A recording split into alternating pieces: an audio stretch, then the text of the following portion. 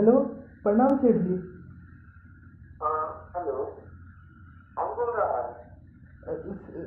सेठ जी, हम राधे। राधे? कौन राधे? सेठ जी, आपके यहाँ काम करते थे सेठ जी, वही राधे। अच्छा, राधे। अच्छा अच्छा, हाँ राधे, बोलो क्या बात है? सेठ जी, लॉकडाउन से पहले 2 महीना जो काम किए थे उसका तनख्वाह नहीं मिला है सेठ जी। अगर भेज देते तो बहुत मेहरबानी होता। पहले काम पर वापस आ जाओ, फिर देखते हैं, हिसाब किताब करते हैं तो बताएंगे। सेठ जी, दशहरा आ गया है, 1 रुपया नहीं है। अगर पैसा भेज देते तो अच्छा रहता सेठ जी। पर्व के नाम पर ही भेज दीजिए। हाँ, चला कि पैसा इसने का बहाना ढूंढते हो तुम लोग। अरे सब जानते हैं हम। काम पर वापस आओ, तभी पैसा मिलेगा, ठीक है? साहब, लॉकडाउन में पैदल आ रहे थे तब हमारा लड़का मर गया। अपना बच्चा का कसम खाते खाते हैं साहब, झूठ नहीं बोल रहे। घर में एक को देना नहीं बचा। भाड़ा जितना भी रहता तो आ जाते, भाड़ा जितना भी रुपया दे दीजिए साहब। अरे यार, कितना बच्चा था तुम्हारा? साहब, 3 था साहब, लेकिन लेकिन एक मर गया। मर गया? अरे तो दो बच्चे हैं ना जी, क्या चिंता करते हो? काम पर जल्दी वापस आओ, नहीं तो दूसरा आदमी को रख लेंगे। फिर ये मत करना कि तुमसे हमको काम से निकाल दिया, ठीक है? ठीक है साहब, सही कह रहे हैं। मर मर गया, अच्छा हुआ। अब उसको दूध के लिए रोना नहीं पड़ेगा। उसको तो पहले ही मर जाना चाहिए था साहब। उस पर जो खर्चा हुआ वो भी बच जाता हमारा। ठीक है साहब, जब पैसा हो जाएगा भाड़ा जितना तो आ जाएंगे। रखते हैं साहब, रखते हैं।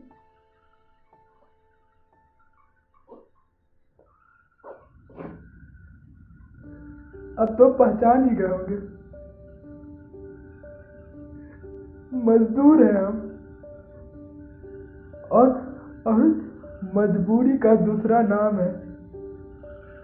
हम बहुत मेहनत करते हैं साहब, पर हमारा कमाई है माथा का पसीना और पैर का छाला। हम हम आपके विकास के गाड़ी का पहिया है। आपके ये जो ऊंचा ऊंचा मकान है ना साहब, उसके हर एक ईंटा पर हमारे मेहनत का मोहर लगा है। फिर भी हम जमीन बिछा के और आसमान ओढ़ के सोने पर मजबूर है। सिर्फ आप नहीं साहब, अब तो पूरा पूरा दुनिया मान चुका है कि हमारा शरीर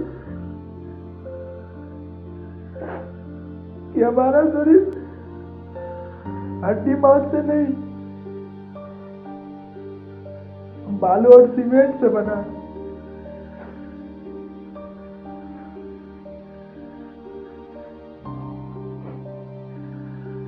खैर, हम काहे आपको ये सब बताने लगे। आपको आपको कहाँ फुर्सत है साहब हम जैसे मजदूर का कहानी सुनने का। लेकिन लगता है आज आप फुर्सत में हैं, तो सुन लीजिए हमारा दर्द भरा कहानी। आज से 4 साल पहले अपना रोजी रोटी के लिए, अपने बच्चा के पढ़ाई के लिए अपने जान से ज्यादा प्यारा खेत खलिहान गांव सब छोड़ के जा पहुंचे देश के दिल दिल्ली। पर वहाँ के आदमी के पास दिल नहीं था साहब। किसी तरह गृहस्थी जमाए और परिवार चलाने लगे।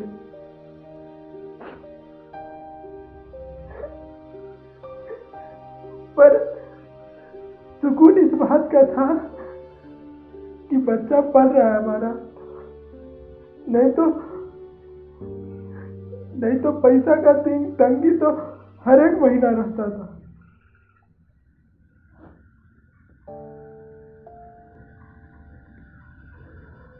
फिर कोरोना आ गया और लॉकडाउन लग गया।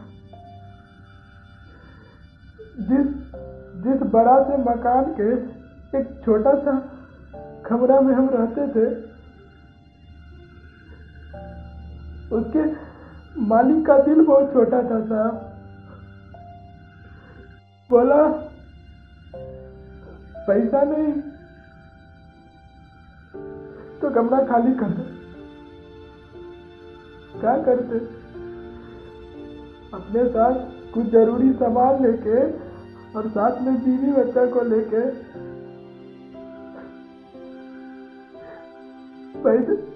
पैदल ही निकल गए साहब।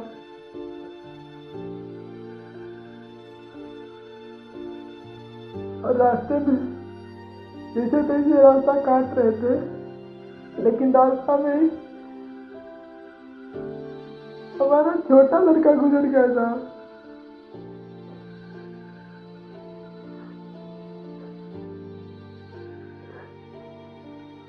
जलता सूरज और तपती धरती का गुस्सा बर्दाश्त नहीं कर पाया। भला बिना दूध के एक बूंद का कब तक बर्दाश्त करता 3 साल का बच्चा। बाप के फर्श पर कालिक पोत दिए और उसको उसी सड़क किनारे दफना के आगे बढ़ गए।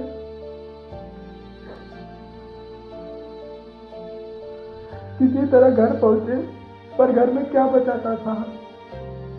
एक कंडल और उसका ढाता हुआ दीवार, मतलब हमारे माँ बाप।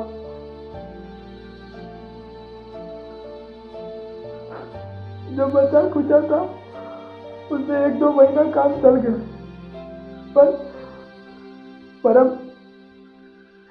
एक ढेला नहीं बचा था। दशहरा का पर्व आ गया है, बच्चा के लिए कपड़ा और खिलौना तो जोड़िए, अगर 2 दिन का खाना भी हो गया तो बहुत है।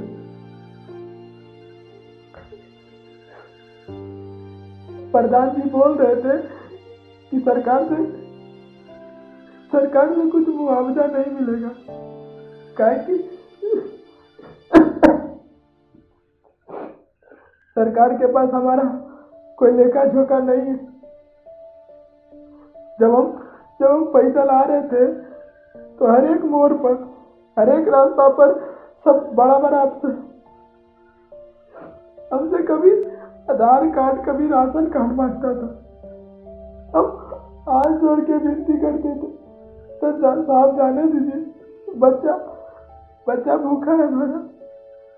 पर कोई नहीं सुना, और अब कहते हैं कि कोई लेखा जोखा नहीं।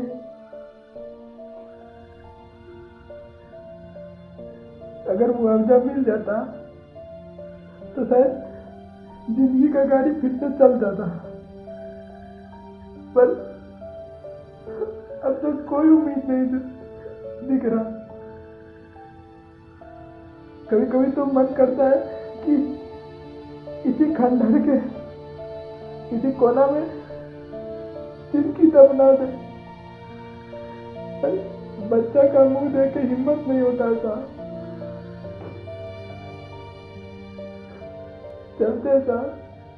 चलते। ठहरिए, वीडियो ख़त्म हो गया है, पर बात अभी बाकी है। जैसे कि हम सब जानते हैं कि कोरोना और लॉकडाउन की वजह से हमारा देश आर्थिक रूप से बहुत ही बुरे दौर से गुजर रहा है, खास करके हमारे छोटे दुकानदार और माइग्रेंट वर्कर्स। लेकिन इस त्यौहार अगर हम खुद से वादा करें तो वैसे लोगों के त्यौहार में भी खुशी के रंग भर सकते हैं। आपकी एक कोशिश उस मास्क के पीछे प्यारी सी मुस्कान की वजह बन सकती है। तो नेटवर्क परिवार ने तय किया है इस साल सिर्फ मनाएंगे नहीं, बनाएंगे भी सबका हैप्पी वाला दशहरा।